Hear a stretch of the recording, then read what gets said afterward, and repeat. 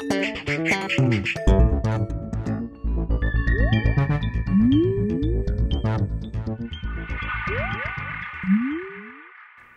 everyone and welcome to The Vortex, where lies and falsehoods are trapped and exposed. I'm Michael Voris. You may have noticed some news and stories circulating over the weekend dealing with a couple of talks I was invited to give in the Diocese of Scranton, Pennsylvania this same past weekend. We'd like to speak in this Vortex to the facts of what happened.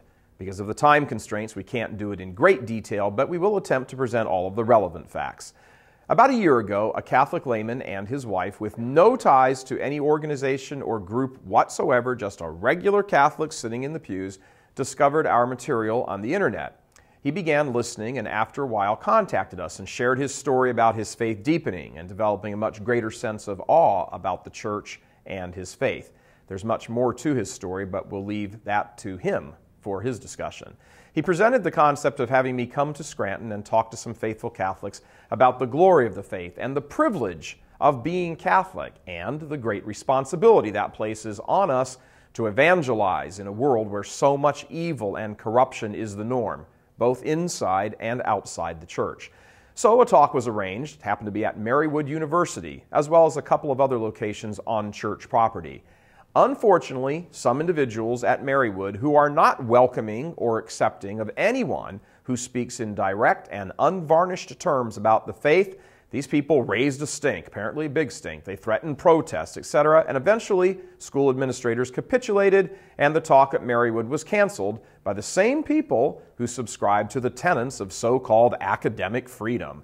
To no one's great surprise, academic freedom is only free when the academics actually agree with you. If you have a contrary point of view, they don't let you speak. The talk was then rescheduled, but the freedom crowd persisted, and then the local ordinary, Bishop Bambera, was drawn into the fray. He asked some of his staff to contact the diocese where I live, which is here, the Archdiocese of Detroit, and ask for their input. And here is where the plot thickens. The Archdiocese of Detroit sent a statement to Scranton, as they have done to numerous dioceses all over the country, saying they do not support our work and our efforts at evangelization for reasons which are made more clear in an article that you can link to right over here. In this case, as many others, the statement from Detroit had its intended effect, and Bishop Bambera directed his staff to make certain that I not be allowed to speak on Catholic property. We respect Bishop Bambera's directives and, unlike many heterodox Catholics, have no intentions of simply ignoring his wishes and trying to speak on church property regardless. End of the official matter. Now on to the fallout. A number of issues and questions arise. First, last May, an open pro-homosexual lifestyle supporting lesbian who has a Facebook page promoting abortion and birth control was given permission to speak by Bishop Bambera, even after he, quote, expressed concerns, his words, about her anti-Catholic views. The link to the story from the local papers is right over here as well. The compromise he allowed was this: she could speak, but the university president had to be present to monitor what she said. Fair enough. It would have been an extremely pastoral thing to have extended the same treatment in our case. It really does cause one to stop and wonder what has gone so terribly wrong in the church when a pro-baby killing, pro-birth control lesbian who is open about it is given nearly free rein to address a Catholic university crowd about being more open and inclusive to the gay lifestyle, and Orthodox faithful Catholics who love the faith and speak directly about it are turned away and forbidden to even speak on church property. That's a question that needs answering.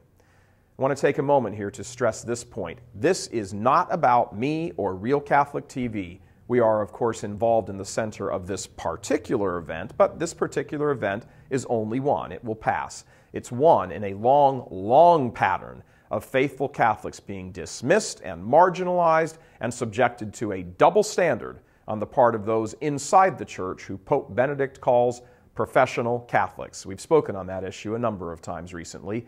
These professional Catholics constitute a variety of people ranging from those with heterodox views of the faith to those who might be more orthodox,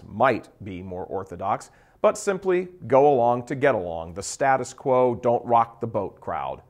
The one thread common throughout the professional Catholic crowd is, as our Holy Father has said, that the river of faith in them has slowed to a trickle. Self-interest and agenda promotion become their chief concern, not the good of the faithful. This is the one overriding explanation why so many abuses are allowed to continue at parishes all over the country, from the holy sacrifice of the Mass to miserable, deplorable religious education classes, to pro-abort Catholics being able to receive Holy Communion willy-nilly, to anti-Catholic speakers like Obama, and open homosexuals being invited onto Catholic stages to speak to Catholic crowds. The faith has grown cold in the heart of these professional Catholics. For 40-plus years, we've been told by them that the best approach is to sit back, be nice, lead by example, don't be judgmental, be inclusive, don't be exclusive, don't say things that someone, anyone, anywhere might interpret as insensitive. Well, guess what? It hasn't worked. Look around you.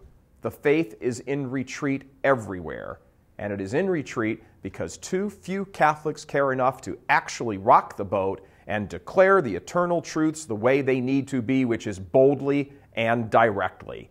Using the guidelines established by professional Catholics in Scranton, Detroit, and many other places, St. Paul himself would be given the hook.